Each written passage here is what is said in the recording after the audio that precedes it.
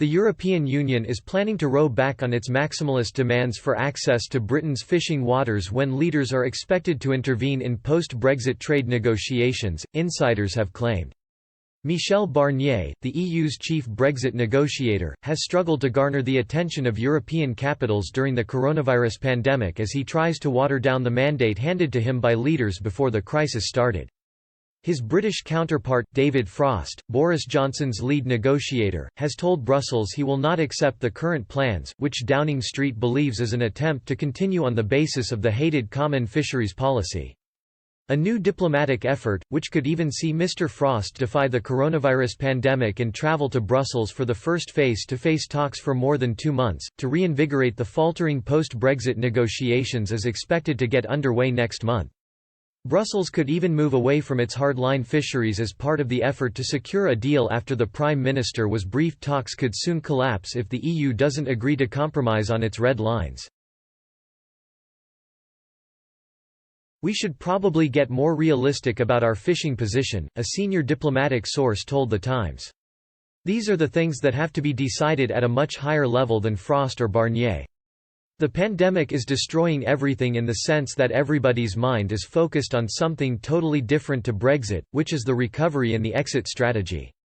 The EU-wide economy is facing its worst recession in 90 years.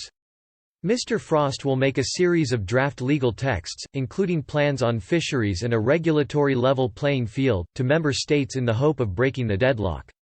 UK officials close to the negotiations are understood to have been made aware of the problems Mr. Barnier is having getting the attention he needs during the COVID-19 outbreak. A source said, Mr. Barnier must know that his mandate is non-negotiable in at least some important areas, but he's doing his best with it. The third round of trade talks last week ended in acrimony, as the two sides conceded very little progress was made. Mr. Frost has briefed the Prime Minister that unless the EU ends its fundamental demands, talks could end in no deal. Britain's chief trade negotiator with the EU has warned that his counterpart Mr. Barnier has reverted to the same tactics used to ensnare Theresa May. Mr. Frost briefed the cabinet that talks could end with no deal because the EU's chief Brexit negotiator continues to insist Brussels' demands must be resolved before serious progress can be made.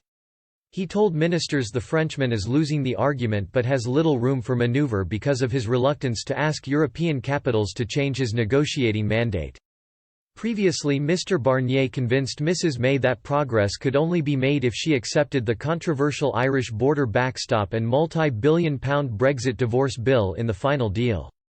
British negotiators believe Mr. Barnier is now desperately reaching for the old script and demanding access to Britain's fishing waters, a regulatory level playing field and a role for the EU judges in overseeing the country's standards before allowing talks to move forward.